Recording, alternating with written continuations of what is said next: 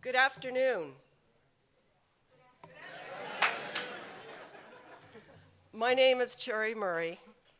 I'm the Dean of the School of Engineering and Applied Sciences at Harvard, and we call that SEAS.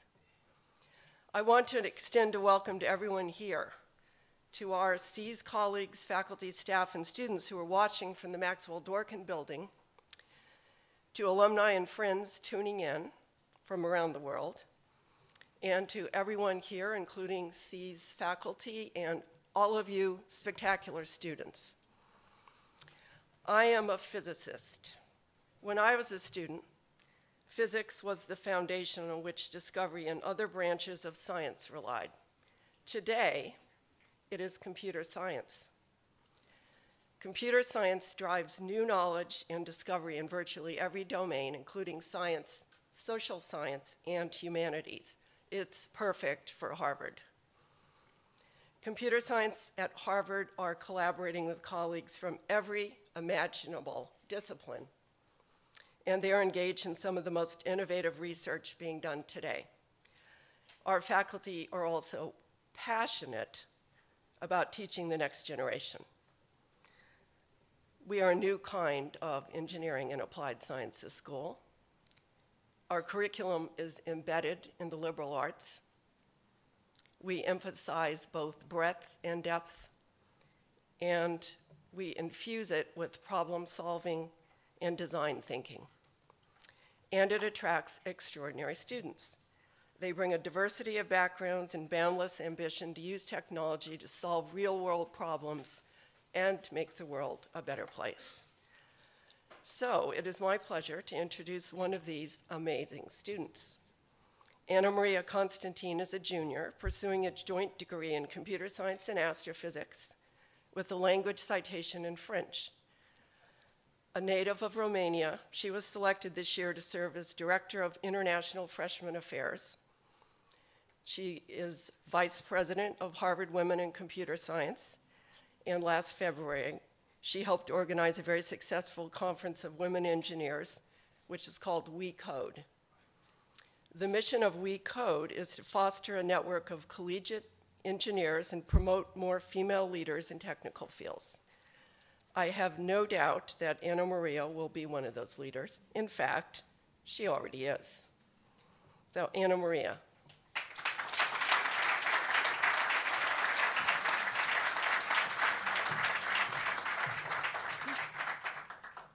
Thank you, Dean Murray, for the wonderful introduction. Good afternoon, everyone. It is great to see you all here today. My name is Anna Maria Constantine, and I am a junior at the college, originally coming from Bucharest, Romania. I want to share with you today the story of how I got into computer science and of why I love CS at Harvard so much.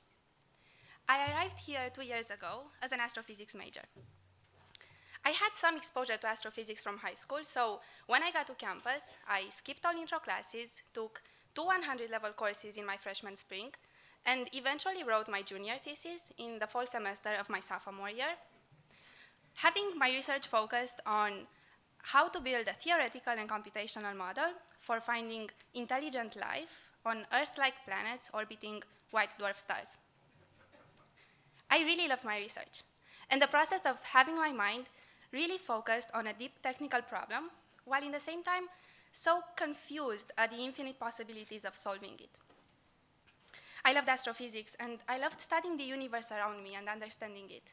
Yet I soon realized that in my own frame of reference, it was important not only to have a life with meaning, but also to be able to have an impact in society. I was concurrently taking computer science courses within SEAS, and I really clicked with the academic content and with the community there, particularly as I realized that CS is empowering us as individuals to build technical products that reach people around the world and change their lives for the better. The one class that convinced me to switch to computer science was CS 61, Intro to Operating Systems. I struggled, yet I never felt alone because all programming assignments were to be completed in pair with another student enrolled in the course. And so at the end of the semester, not only did I gain knowledge in a fundamental field of computer science, but also a new lifelong best friend. And I hope Luciano is in the room right now and heard me saying that. Taking this class also impacted my professional life outside of Harvard. In the summer between my sophomore and my junior year, I accepted an internship with Microsoft, where I was placed in the operating systems group. The collaborative learning environment we had here at Harvard was incredibly useful during my internship. That's where I learned and grew through daily Scrum meetings in which I would see with the other team members and talk about what we implemented yesterday, what we're planning to implement today, what's blocking us. Throughout this process, I built skills for my future career, but also I came to realize that I cannot think of a better professional path than one in which I get to solve technical problems that help the ones around me. And so on that thought, I'd like to say that my academic experience at Harvard has really been fantastic so far, especially from the point of view in which I had the opportunity to take science courses while having a very diverse educational backdrop. The opportunity to take liberal arts courses and the very diverse kinds of people with whom I met here made the past 2 years really the most beautiful ones of my life. Why I like CS here so much? Number one, because of our breadth requirement. We are asked to think deeply through problems that actually span a very broad range of subjects. Also, not only do we have access to a very diverse course catalog, but also we are members of a very diverse community here on campus. I don't think I will ever be able to be a member of a more diverse group than the one in which I am right now. And I think that adds a lot of precious value to our mission as engineers, which from my point of view is to solve the world's problems. And you cannot really do that unless you understand what are the world's problems. That's why I think that at Harvard, it is important to be curious and keep learning, or at least have the same mentality as Albert Einstein, who used to say that he has no special talents. He's just passionately curious.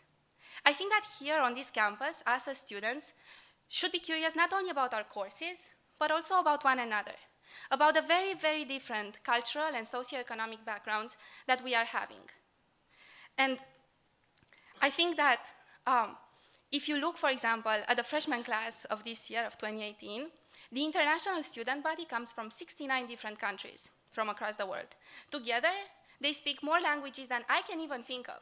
That is excluding C, C++, Python, OCaml, who uses that.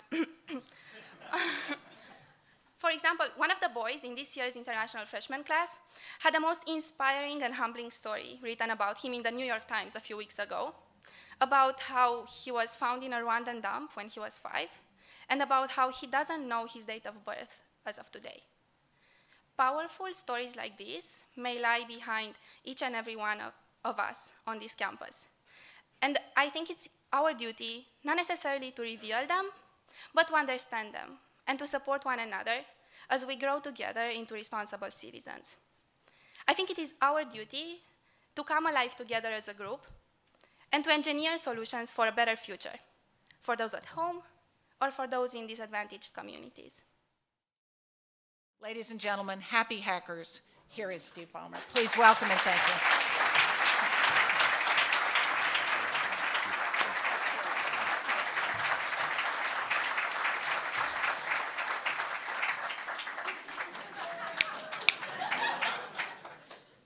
So bright. Harvard's a special place. Is this loud enough? Yeah, it's working. Harvard's a special place. It's a special place to me, maybe because I went here, but I think it's a special place in the world. I wound up here kind of for a very simple reason. My dad was an immigrant from Switzerland, came to the United States, didn't go to college, and there was really only one college in the US he had ever heard of growing up, and that was Harvard. I can remember when I was 5, 6 years old, my dad was talking to me about going to Harvard. Now, thank goodness things worked out, or I'd probably be paying psychiatric bills to this day. But from early in my life, the specialness of this institution has been on my mind. And we're all all in on Harvard. Everybody's in the room today, and so we think of it as sort of the top university in the world.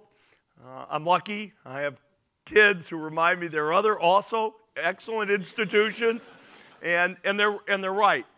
But that doesn't mean that Harvard doesn't have a the premier, the special place, special responsibility that comes with that as the name in education globally, the top name. And I think that's a responsibility that is taken seriously by Drew and the leadership team here. But I think it's a responsibility that you have to continuously push yourself forward on, or you will fall back. And in my opinion, and I'm a little biased compared to everybody else in the room maybe, but in my opinion, leadership in computer science is fundamental to Harvard remaining the leading institution in education. It's not just about computer science and, whether the computer science department is rated foo or bar or bleed, wherever that is, although we know what a good number is on that one. That's always good. But it really is about ensuring that this institution stays vibrant, because in this transformative technology set of computer science, if Harvard doesn't lead, it'll affect all parts of the institution. If Harvard doesn't lead, it affects the vibrant ecosystem of companies and entrepreneurship and job opportunities, that sort of this amazing feedback cycle. Kids graduate, they start companies, the companies grow, they give back to the institution. The academics benefit from the entrepreneurship. The entrepreneurs benefit from the academic research and the talent that's been educated and moving on. And there are a lot of important departments at Harvard, there really are. And yet if you ask me, and I think actually I got the words from Christine on Drew's staff, thinking about computer science as the operating system for all innovation is a great way. It's a great, great way to think about this. And therefore, if Harvard's going to stay the institution we all know it to be, we all love it as, that we all attended and are so proud of, that my father started talking to me about when I was 5, 6 years old, this place has to lead in computer science. And so as I was talking to Drew and Cherry over the last really 9, 10 months, something like that, about how to make a difference, we talked about computer science. And that it comes out of my heritage, but it also comes out of my belief that computer science and the accompanying entrepreneurship and innovation in other fields is essential for Harvard's leadership. I'm not well expert in exactly how all things university get done and funded, and people are talking about this, that, and the other thing. But I knew at the end of the day, from my experience at Microsoft, the job one is to have the people. Job one is to have the people. And there's a need for buildings and all this stuff. Harvard's got a lot of needs, but at least in this area, having enough people with enough diversity to span academically and to teach the sort of richness, because it's not all about the innovation in computer science. It's teaching the natural scientists, the economists, the health professionals to dream about what's possible by understanding what technology enables. We're still in a world where most people, whether they're in business, they're in science, they don't even really understand the full potential of using information technology to help. I don't. Somebody explained to me you can actually now use big data techniques to really better simulate and understand how ancient civilizations evolved. What a great thing to pique somebody's interest with if you've got the breadth in the computer science department in order to teach those kinds of classes to all folks, not just concentrators in the computer science, I must be trying to sell something, consumer science field. So when we chatted, the thing that struck me as most valuable for me to do would be to help with an expansion in computer science. It is the dawning of a new wave in our industry, in the computer science field. Computer science is amazing. The first computers came out roughly 65, 70 years ago. And yet, I think if you look next 30 or 40 years, the innovation will be as stronger as any time in the past, which is nothing short of stunning. And the ability to use big data, so to speak, in new and amazing ways. David Parks and I have been spending the better part, who's the area dean in this area, we've been talking the better part of the last 2 days about what you can do with data, what you can do with models, where things are going. It is nothing short of amazing. And every student who comes to Harvard, whether they choose to be a computer scientist or a business person, needs to see the potential. Needs to see that potential. And we need to seize the wave of this new opportunity. We need to expand the department. It's not just a question of we need to have a faculty seat. We don't need to rename the first 24 chairs. We need to get more. We need a bigger department that can invest more broadly in the new technologies, that can assume its proper position in the 1 or 2 or 3 leading departments around. We have a very good department, don't get me wrong.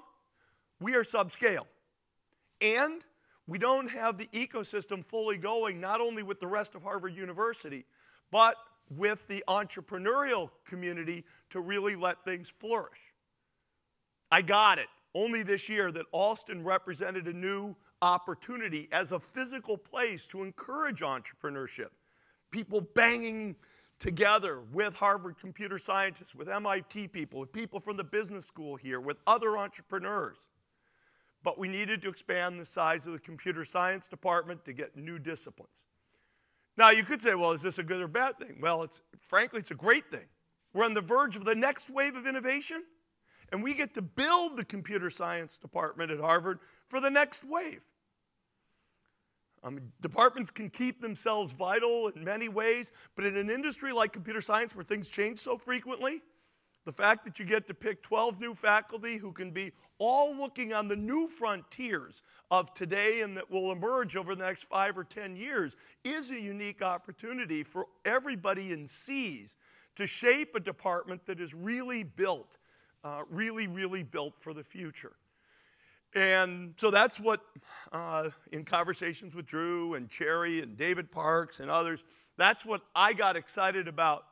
And it's about the future of Harvard, not just the future of computer science at Harvard. I do think, my experience, you find Harvard students doing amazing things in fields everywhere. I am very delighted that Harvard educates so many kids that we've been able to hire at Microsoft.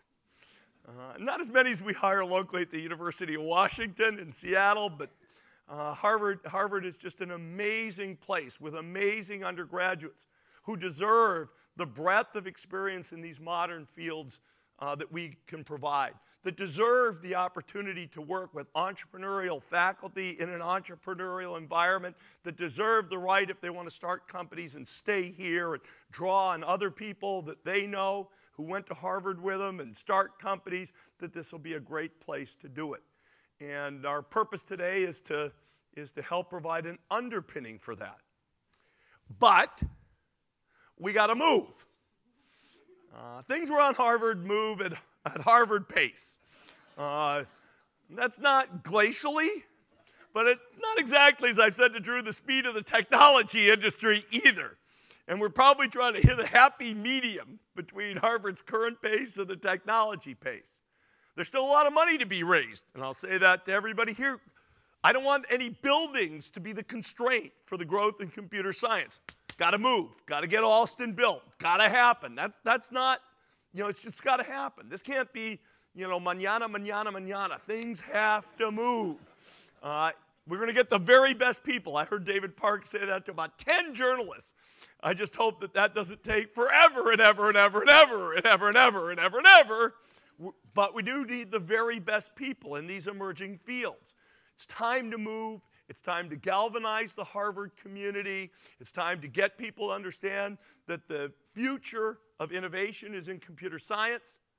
The future of computer science is at Harvard, and a future for entrepreneurship in a variety of fields that builds on these modern techniques in computer science will be here in Boston, in Allston, and around the investments that Harvard alums and the Harvard University will make. I thank you for the time to talk a little bit about this today. It's been a real pleasure.